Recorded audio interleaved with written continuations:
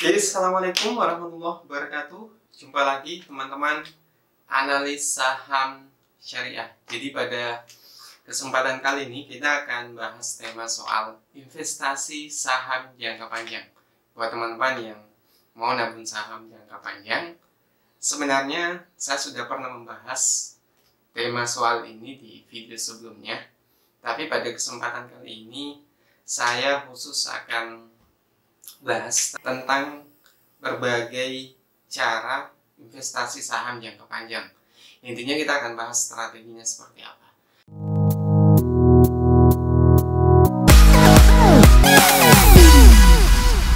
Jadi teman-teman, bicara investasi saham jangka panjang, mungkin kita berpikiran bahwa investasi jangka panjang itu kita menentukan waktunya sekian tahun, puluhan tahun atau sebagainya. Nah, di kesempatan kali ini saya akan memberikan pemahaman kepada teman-teman. Jadi ini terkait dengan strategi investasi jangka panjang Locking Home. Jadi saya akan menyampaikan bahwa sebenarnya ada berbagai cara atau sudut pandang investasi saham jangka panjang. Yang pertama teman-teman, ketika kita investasi jangka panjang, maka alasan kita memilih saham yang pertama adalah valuasi saham tersebut.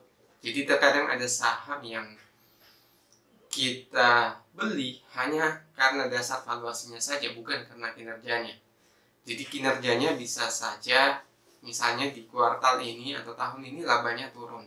Nah karena turun kemudian valuasinya menjadi murah, maka kita membeli sahamnya. Contoh sederhana misalnya saham Bumi. Jadi Locking Home pernah membeli saham Bumi di tahun 2009 dari bulan 1 sampai bulan 8. Jadi dia beli di bulan 1, kemudian di bulan 8 Locking Home ternyata menjual saham tersebut karena alasannya valuasinya sudah cukup mahal di bulan tersebut.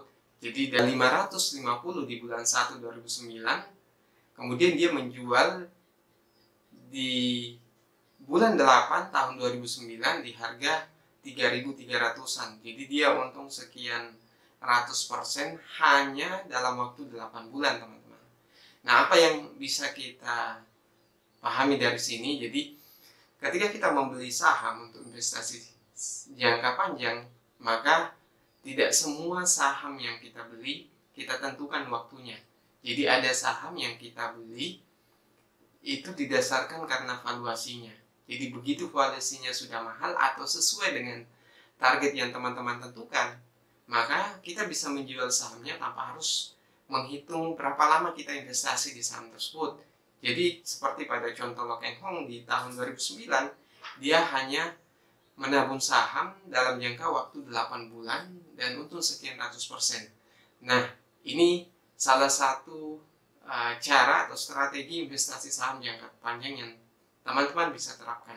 Nah, yang kedua adalah investasi jangka panjang berdasarkan kinerja perusahaan. Jadi saya pernah bahkan sering menyampaikan kepada teman-teman bahwa terkadang ada saham yang kita beli karena kinerjanya lagi tidak baik.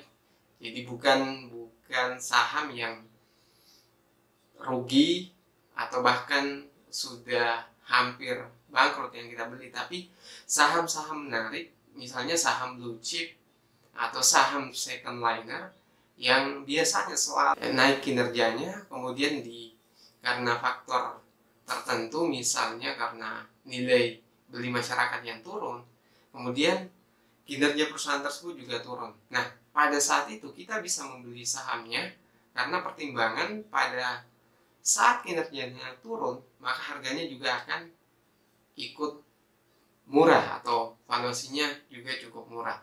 Nah, dalam value investing Indonesia yang kita terapkan, cara seperti ini biasanya kita beli pada saham-saham blue chip atau saham plat merah teman-teman. Jadi ada saham-saham seperti misalnya Jasa Marga, JSMR.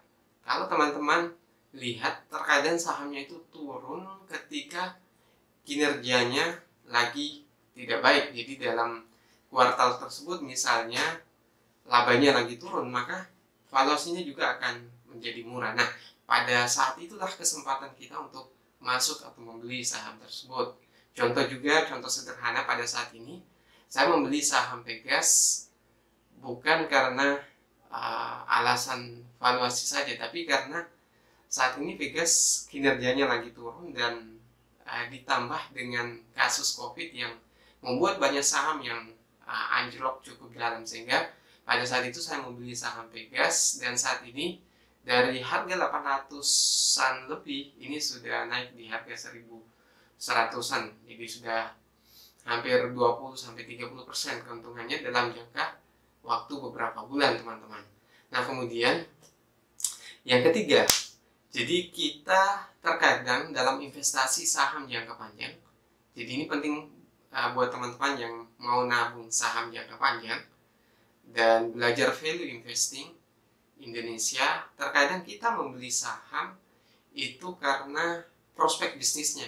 Jadi terkadang selama valuasinya tidak terlalu mahal dan kalau misalnya kinerjanya turun, tidak terlalu dalam dan tidak sampai rugi, terkadang kita bisa membeli saham karena prospek bisnisnya yang menjanjikan.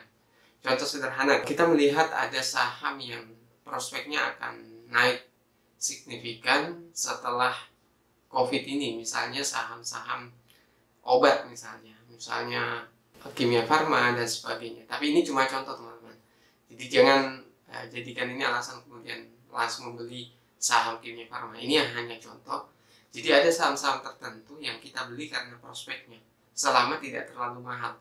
Jadi contoh misalnya, anggaplah ketika Gojek mau listing di Bursa Efek, kita lihat prospeknya cukup menarik. Misalnya karena pemakaian aplikasi semakin naik cukup tinggi dan orang-orang yang butuh untuk penggunaan aplikasi atau jasa pesan antar atau jasa ojek online semakin tinggi, maka ketika kita melihat prospek seperti itu, kita kemudian membeli sahamnya dengan pertimbangan tersebut, tapi dengan tentunya kita melakukan analisis fundamental yang juga cukup detail dan cukup dalam, teman-teman. Atau contoh sederhana, ketika itu saya juga pernah menyarankan saham Telkom. Jadi saham Telkom saya melihat karena prospeknya saham Telkom itu ketika banyak saham yang turun karena COVID, jadi karena faktor daya beli masyarakat yang turun karena diberlakukannya PSBB dan sebagainya, sehingga banyak perusahaan yang kemudian bisnisnya tersendat dan otomatis penjualan dan laba bersihnya juga akan turun. Nah, berbeda dengan Telkom karena dia adalah perusahaan provider pulsa dan sebagainya, maka banyak bisnis Telkom yang sebenarnya sama sekali tidak terpengaruh dengan COVID-19 ini, jadi wabah ini. Sehingga dengan demikian kita juga pernah menyampaikan bahwa Telkom sendiri pernah mempublikasikan bahwa bisnisnya tidak terpengaruh secara signifikan oleh wabah ini. Kenapa? Pertimbangannya karena ketika terjadi PSBB, banyak orang yang tinggal di rumah, sebenarnya malah lebih banyak menggunakan HP, lebih banyak menghabiskan kuota karena mereka lebih banyak tinggal di rumah, teman-teman. Jadi seperti itu strateginya. Jadi kesimpulannya, kalau kita ingin strategi trading investasi saham jangka panjang, maka yang teman-teman lakukan dan perhatikan bahwa ada 3 hal yang sudah kita jelaskan tadi. Yang pertama adalah faktor valuasi. Jadi ketika valuasinya menjadi murah, kita bisa menentukan atau memutuskan untuk membeli saham tersebut karena kita menilai bahwa nantinya valuasinya akan berbalik ke arah dan kembali ke harga sebelumnya. Kemudian alasan kedua adalah karena kinerjanya. Ketika kinerjanya sedang turun, maka terkadang kita akan membeli saham tersebut karena diikuti dengan valuasinya yang sedang turun juga. Nah, saya juga lupa menyampaikan di tips kedua ini, ada saham yang misalnya dalam jangka waktu lama sahamnya selalu stagnan, tapi kemudian tiba-tiba laba bersihnya naik karena faktor bisnisnya bukan karena faktor menjual aset, maka kita juga bisa beli saham tersebut karena pertimbangan kinerjanya. Jadi kita melihat kinerjanya mungkin akan naik dalam beberapa kuartal sehingga kita membeli sahamnya. Contohnya seperti pada saham BUDI, saham Budi teman-teman.